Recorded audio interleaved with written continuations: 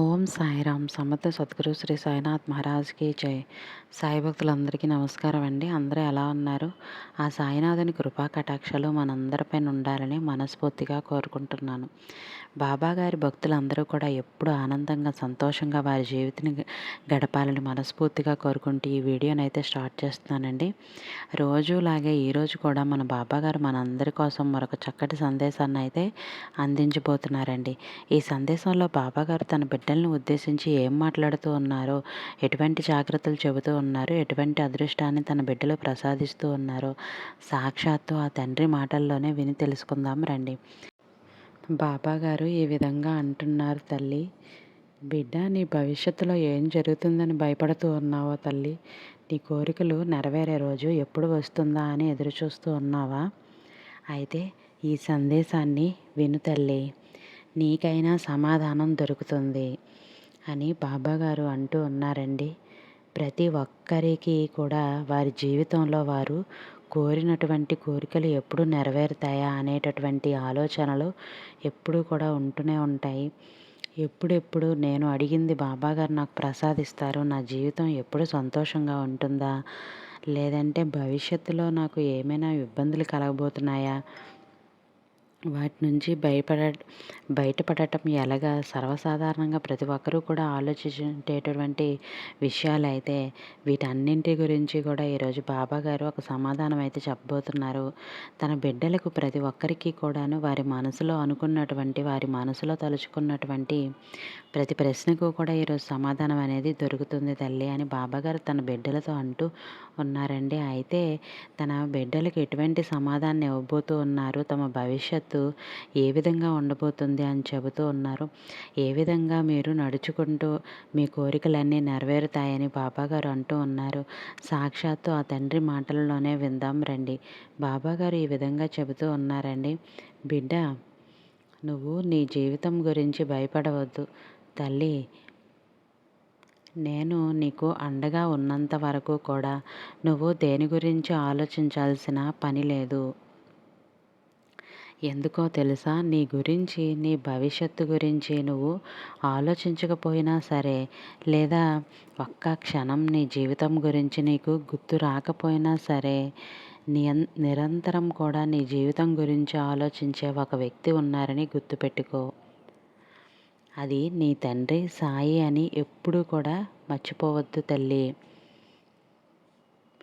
నీకైనా జీవితం గురించి నువ్వు ఆలోచించడానికి కొంచెం సమయం పట్టొచ్చేమో, ఏదో ఒక సమయంలో అలసిపోయి విశ్రాంతి తీసుకోవచ్చేమో, కానీ నీ జీవితం నువ్వు కోరిన అద్భుతమైన భవిష్యత్తు నీకు అందించేంత వరకు కూడా ఈ తండ్రికి ఎలాంటి విశ్రాంతి అనేది ఉండదు.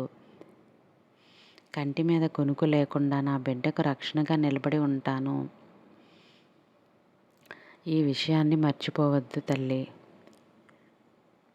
చూడమ్మా, ఎవరైతే ఎప్పుడూ నా గురించి విషయాలే వింటూ, నా గురించి విషయాలే మాట్లాడుతూ ఎల్లప్పుడూ సాయి సాయి అనే నామాన్ని స్మరిస్తూ ఉంటారో, నన్నే అనన్యంగా నమ్ముకొని ఉంటారో, వారు ఇహపరాల గురించి అయితే భయపడవలసిన పని లేదు బిడ్డ.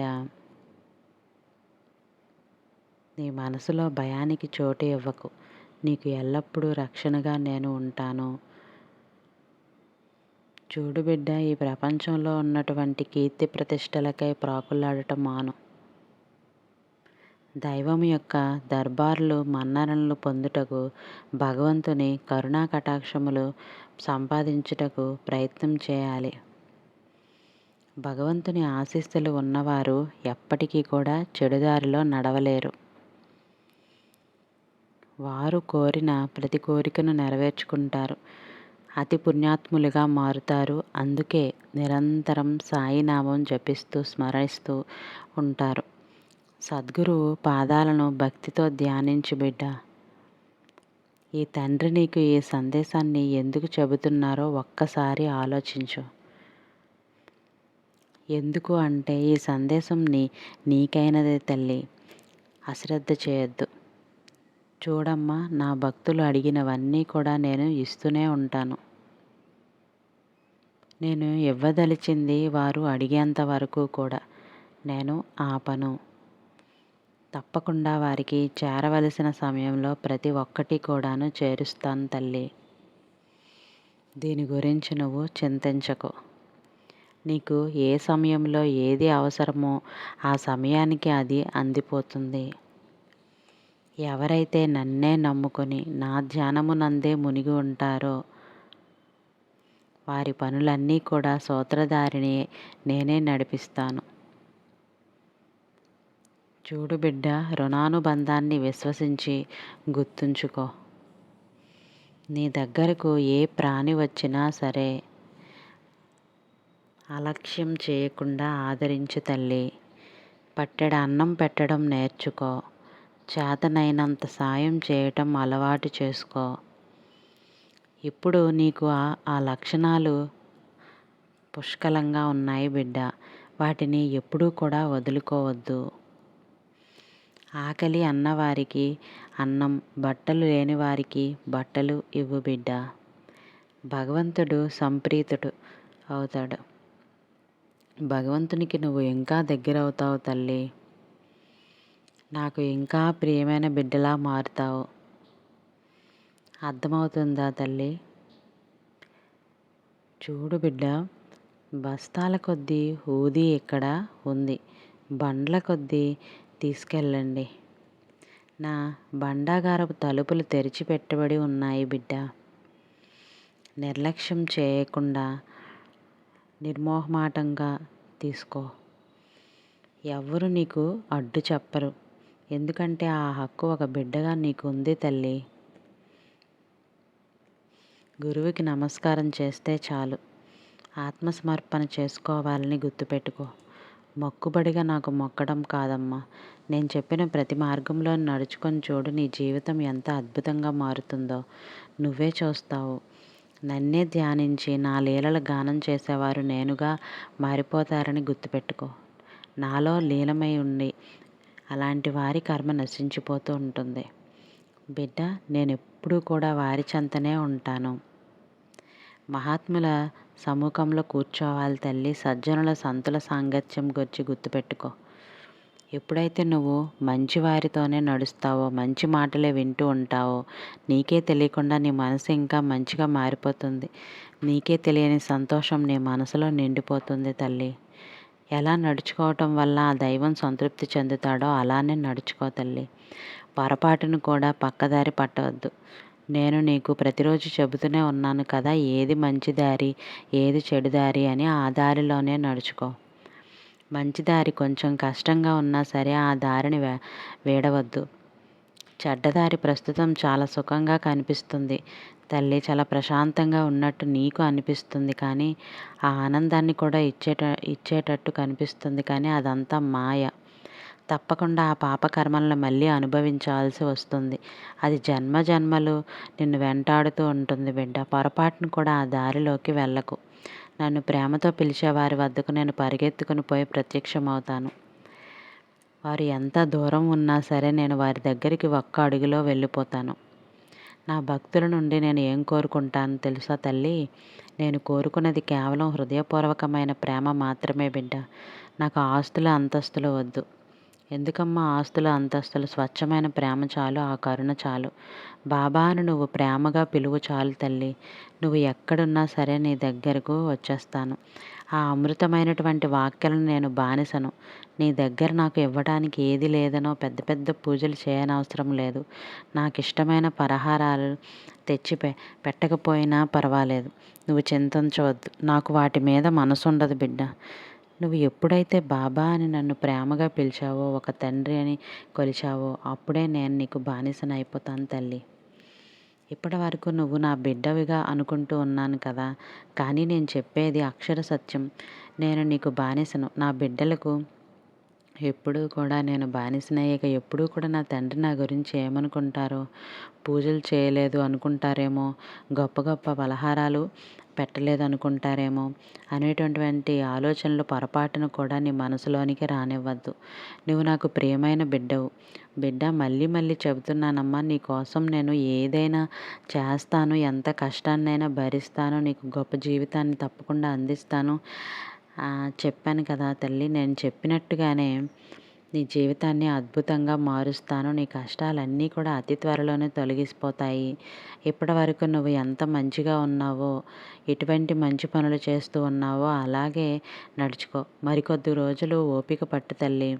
నువ్వు ఈ తండ్రి దగ్గర ఏ ప్రార్థనలైతే పెట్టావో, నన్ను ఏదైతే నీకు కావాలని అడుగుతూ ఉన్నావో ఒక్కటి కూడా వదలను. ఏ సమయానికి ఏది నీ దగ్గరికి చేర్చాలో నాకు బాగా తెలుసు తల్లి. ఆ సమయానికి అన్నీ నేను అందిస్తాను. దిగులు పడవద్దు. మనసులో ఎలాంటి ఆలోచనలు కూడా పెట్టుకోవద్దు. సంతోషంగా ఉండు తల్లి, నేను చూసుకుంటాను అని బాబాగారు అంటూ ఉంటారండి. ఈ విధంగా ఈరోజు బాబాగారు తన బిడ్డలకు ఒక గొప్ప సందేశాన్ని అయితే అందించడం జరిగింది. ఈ సందేశంలో చెప్పినటువంటి బాబాగారు మాటలన్నీ కూడాను మీరు పెద్ద పెద్ద పూజలు బాబాగారికి చేయనవసరం లేదని, మీరు ఎప్పుడూ కూడా కలత చెందవద్దు. ఎందుకంటే మీకు ఏదైతే ఉందో, మీ చేతిలో ఎంతైతే ఉందో అందులో పూర్తిగా నా కోసమే ఖర్చు పెట్టమని బాబాగారు ఏ రోజు కూడా చెప్పలేదండి. మీరు ప్రశాంతంగా ఉండండి. నిర్మలమైనటువంటి మనసుతో, స్వచ్ఛమైనటువంటి భక్తితో నన్ను ధ్యానిస్తే చాలు. నువ్వు పట్టెడు అన్నమైనా సరే దాన్ని సంతృప్తిగా పెట్టినట్లయితే అమృతమని బాబాగారు చాలా సందర్భాల్లో తన బిడ్డలకు చెప్పారు. ఎందుకంటే కొంతమంది బిడ్డలకు అది భక్తి అవ్వచ్చు, లేదంటే ప్రేమ అని చెప్పచ్చు. పూజ చేయాలనుకుని చేయలేకపోయినా బాబాగారికి ఏదైనా సమర్పించుకోవాలనుకున్నారో అది సమర్పించుకోలేకపోతే వారి మనసు ఎంతో బాధతో నిండిపోతుంది. నా బాబాకి అనుకున్నది కదా, ఆ తండ్రి ఏమనుకుంటున్నారో గొప్పగా చేయాలనుకున్నాను కానీ చేయలేకపోతున్నానే. బాబాగారికి ఎన్నెన్నో సమర్పిస్తూ ఉన్నాను, ఎన్నెన్నో కానుకలు కూడా ఇస్తూ ఉన్నా, బాబాగారి పూజలు చేస్తూ ఉన్నాను. మరి నేను చేయలేకపోతూ ఉన్నానే, అసలు ఏమీ చేయలేకపోతున్నానే. బాబాగారి బిడ్డనైన బాబాగారు నా వైపు చూస్తారా అనేటటువంటి సందేహాలతో నిండిపోతూ ఉంది కదా నీ మనసంతా. వాళ్ళంతా కూడా అలా అమాయకులండి. బాబాగారికి కావాల్సింది పెద్ద పెద్ద పూజలలో, లేదంటే పెద్ద పెద్ద పునస్కారాలు కాదు, పెద్ద పెద్ద బహుమతుల్లో కాదు. ఆయనకి బాబాగారికి పెద్ద పెద్ద కానుకలు సమర్పించేంత అవసరం లేదు.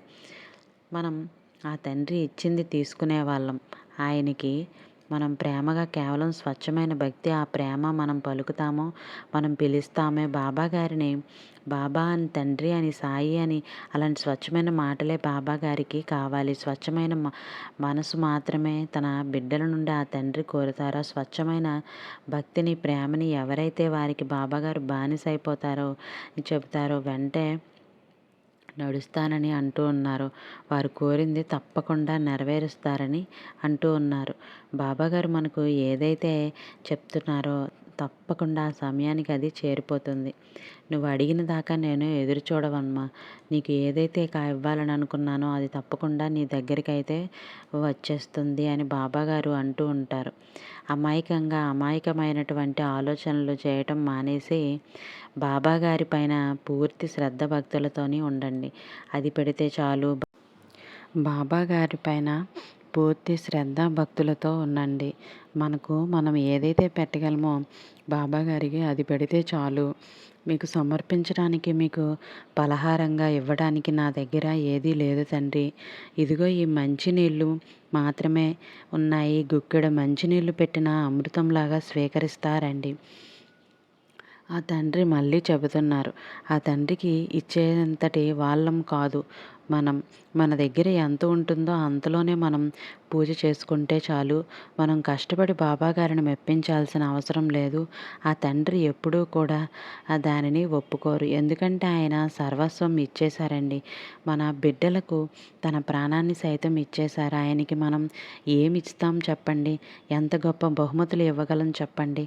అంతా ఆయన సృష్టి. ఆయన సృష్టిలో ఆయనకి కావాల్సింది ఆయన తీసుకోగలరు. కానీ దానికి కాదు ఈ సృష్టికి సృష్టించింది.